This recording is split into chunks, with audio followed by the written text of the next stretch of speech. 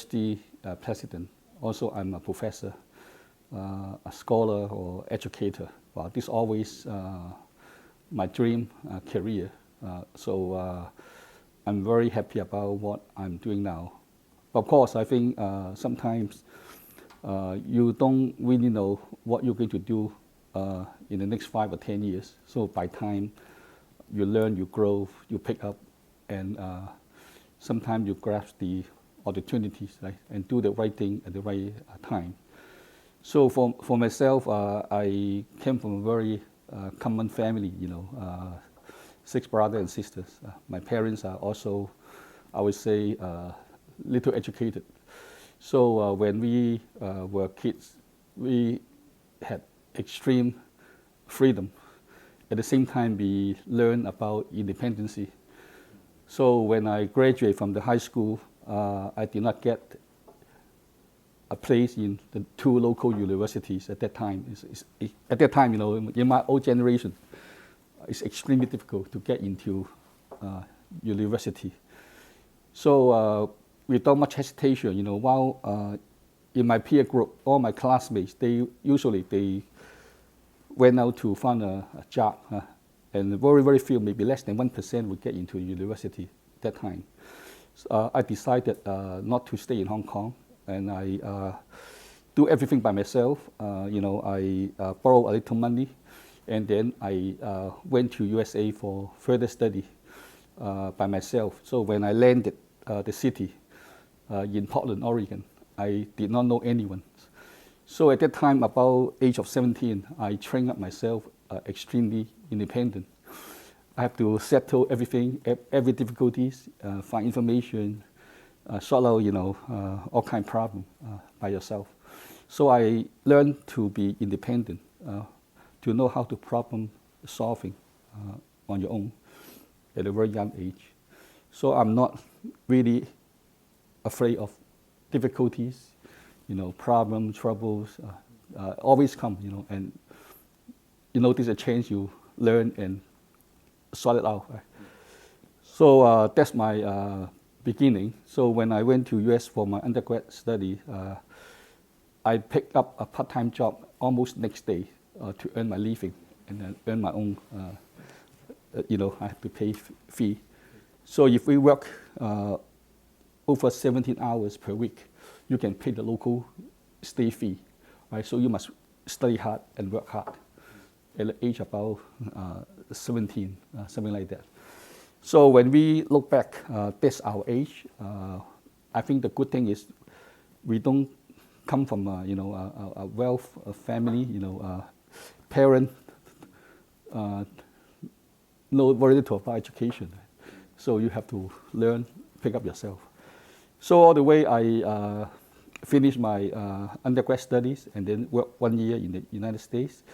So the whole period, about 4.5 years, I think I trained up myself quite a lot. A lot of difficulties, a lot of challenges. When at that time up, sometimes a bit down, but we never give up. So we still have a very, very positive mind. This is the best opportunity. You train up yourself, you learn.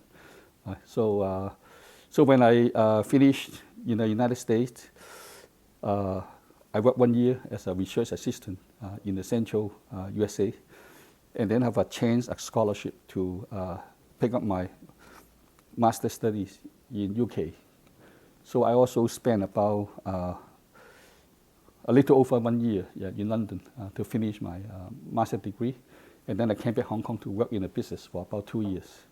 So I got a chance, and then I entered the Chinese university.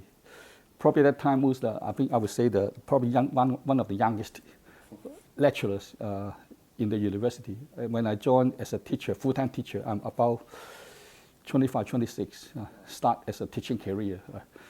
And then, the remaining, it's already, something, along the career path. I quickly, promoted as a senior lecturer and then a professor, and then moved to another university as the dean of the business school, and then maybe become a university administrator, step by step. whenever people want me to help, I open myself. So still fulfilling my education dreams. Right? So about 6 years ago, I joined Seng University of Hong Kong. Before we call Seng School of Commerce, and then Seng Management College. And in 2018, we get the approval to rename Seng Management College as the Seng University of Hong Kong. Right? Again, the rest is history. So I still working very hard. I want to find a new path for the youngster in Hong Kong. And also I want to change the ecology. For education, you don't need always thinking about a big research intensive institution. There are also some smaller, more liberal art oriented institutions. You have to find whether you are suited for a certain kind of university or college. So you have more than one choice. And always we think for many youngsters in Hong Kong, our environment, our training, our opportunities, even more than you go to a big, very comprehensive, very research-oriented university, right? But still a lot of hardship, a lot of hurdles we have to sort out. Because in Hong Kong, private university is still something very new. We don't really get the kind of support resources from the government. So we have to work very hard on our own, our colleagues, our friends, our supporters. So this is the way I still, working very hard with our team day by day. Well, in fact, I must say I'm a lucky guy. I just work hard. I remember when I was a young teacher at the Chinese U, I was so young, 25, 26. I always thought I'm too small. So whenever my supervisor asked me to do a job, I always do my 120% best and make sure I deliver and impress my boss. All right, so you never miss a chance not doing your best, not delivering the work, right? So I find once you do a job well, people know it. And when the opportunity comes, they would approach you. So over my career, I would say I was pretty smooth. Actually, I never asked for promotion. I never asked for salary increment. So at Chinese U, the dean asked me, Simon, do you want to get a promotion? I say, why not? So I never try to divert my time to just because of my advancement. I do something for purpose. I just do my job as a good teacher, a good researcher, a good administrator. And then by time, people would try you and give you different opportunities. So after time, the Hong Kong BU approached me whether I want to be a business school dean over there. So I say, why not? I was at Chinese U long enough, over 27 years. So I think it's a good chance to serve another institution. And after about 5 years, actually one of my mentors before, he moved to Macau, and then he asked me whether I want to be academic vice president at the U of Macau.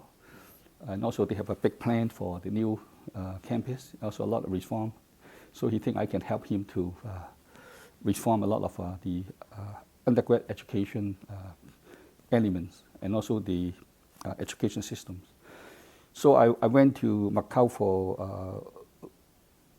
longer than 5 years, I guess. And then I returned here because they approached me and say they have a new private university. They want someone can match their own ideals to develop. So when I joined here, it's not a university yet. But I think I can help. I can do something. So I still want to try, because private university education in Hong Kong is still very new. A lot of people have a misunderstanding, and we always being seen as a secondary or less quality kind of education. I don't believe that. I always want to convince people, but we have to do from step 1, step 2 by time. In Hong Kong, as an international center, it's a shame, we don't have good quality private institution. instead we just have all the public university. It's not healthy. I think private university have more freedom, autonomy, innovation. So we must have a two system at the same time to become more healthy, higher education ecology. Yeah. I wish I can be a teacher in a university at that time. So I was so impressed by a few of my own university professors in the United States. I think they changed my mindset, also some of my values as a person. So over my life, I will always say, I treasure what I see, what's values, what's success. I always treasure more about values over success. Right? So I can give a little story. When I returned to Hong Kong to work at the Chinese University of Hong Kong as a young teacher, my professor, as a lady professor, she taught me about human resources management, actually in University of Washington in Seattle. She and her husband came to Hong Kong for holiday. So we met each other. So because at that time, when in the university, we know each other quite well. Actually, she also helped me a lot, when I have some difficulties, I think some academic discussion. So the couple actually gave me a very big lesson. When they are about to finish the trip in Hong Kong, we have a dinner together. So I saw they bought a new golden watch. And then I said, are you going to wear it and assume it's your own personal belongings and then you just go back? They say they won't do it because they know they bought it in Hong Kong, so they must report to the custom and pay all the tax. Actually, they say it's safe if a choice, but instead they honor, as a educated, citizen. They know they are not doing something by the rule. This is the humanity value they believe, So after I talk to them, I find, sometimes as an educated person, you do the right thing, not because something looking at you or watching at you, but you know what you should do at the right time. So after the meeting in Hong Kong, I learned a lot actually. And she was my professor. And I always treat my professor, not just while in the university, but as a life friend. Even today, I still keep contact with them. So I think there's something, a lot of good story, my former professor.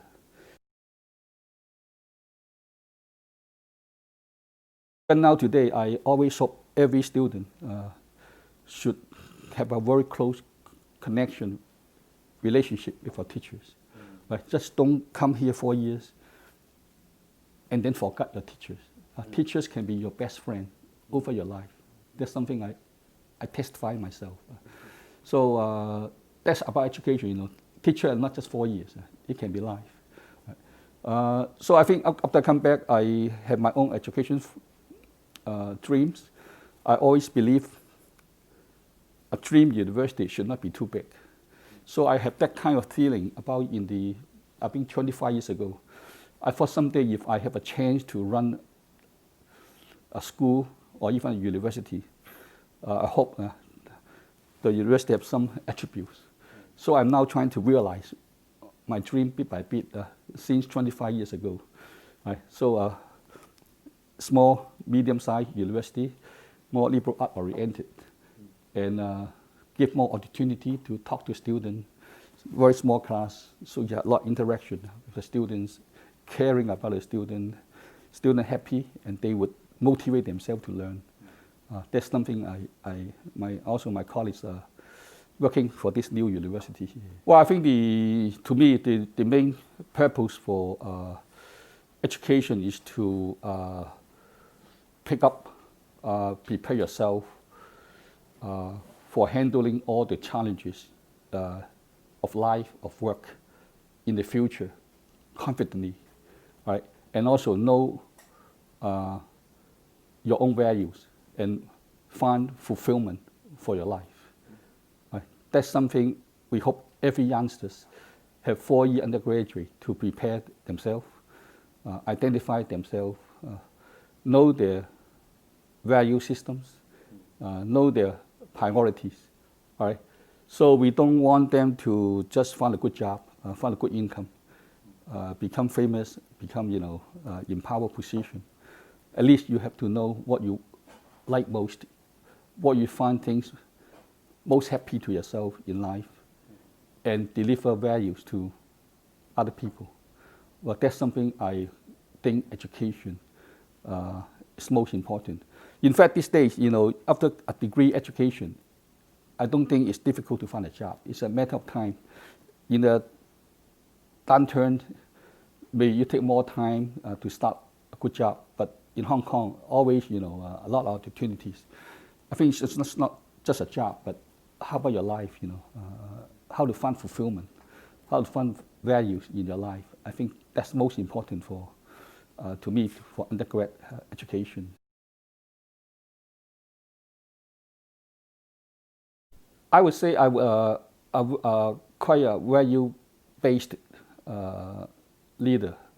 So I'm not only looking at the result and the target. I also look at the people and the process.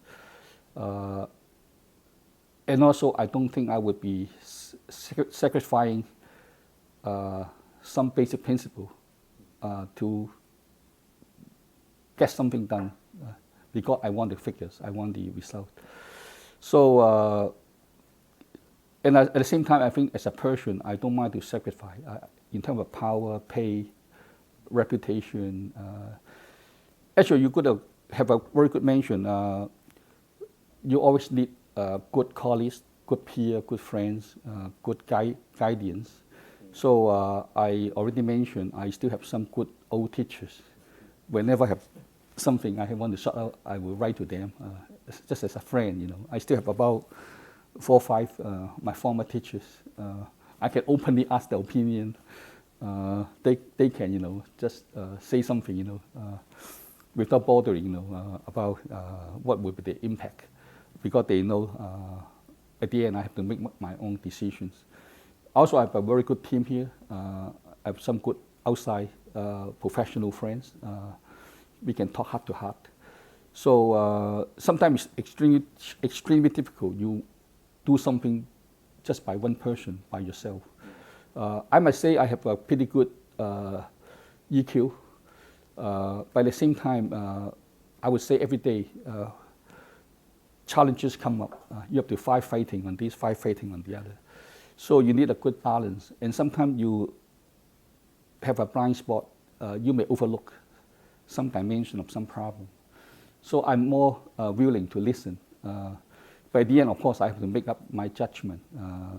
But consulting, communicating, also I try to be more kind of a participative kind of decision making. Because our university is not so big, so it's not so difficult to get a long time, so many layers. Because sometimes, even our campus is not so big, we are quite compact. So whenever difficulties, big decision to make, we can call a meeting in 5 minutes, 1 hour, 1 day to sort out the things. Unlike a big university, you have to go through many layers, many days. So that's something I find in such a more compact environment, especially for education. And also don't forget, a university president only have 24 hours. I think if you have a bigger student population, a bigger campus, the time you can spend on each individual thing will be less. So I would rather be more focusing, doing things well, instead of expanding, growing fast, growing very, very big. That's something I still think education in some ways not the same as doing a business. So at this moment, we don't even think about a campus outside Hong Kong. I think we should do better, do our best in Hong Kong first, instead of thinking about the size, about the growing.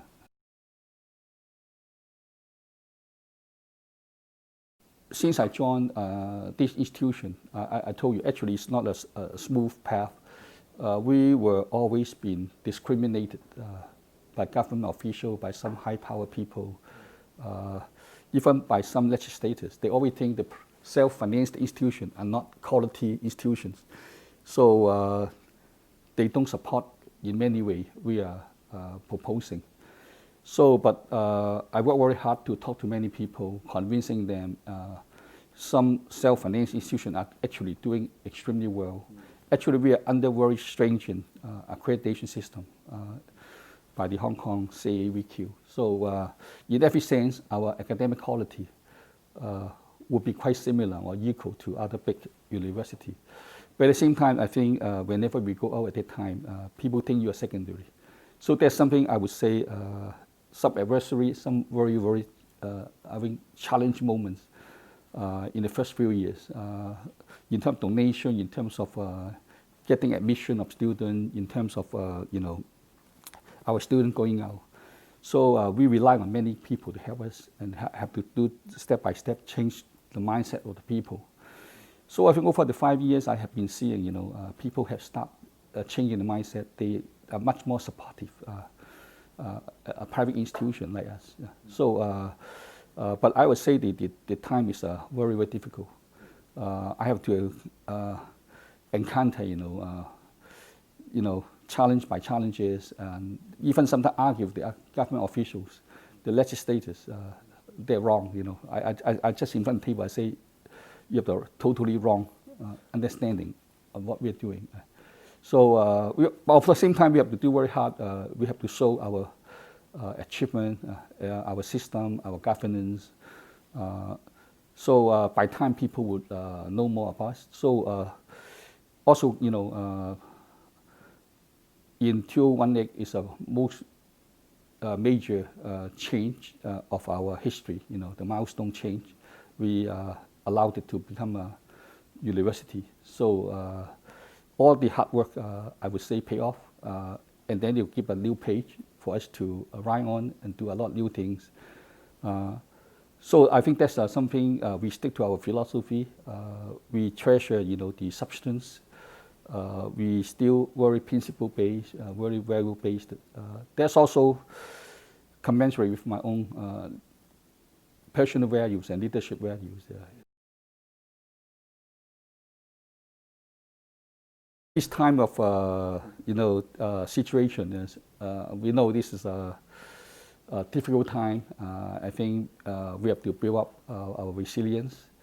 But we strongly believe, like a human society, whenever you encounter difficulties, actually you strengthen yourself, and also you build up your resilience abilities. Right?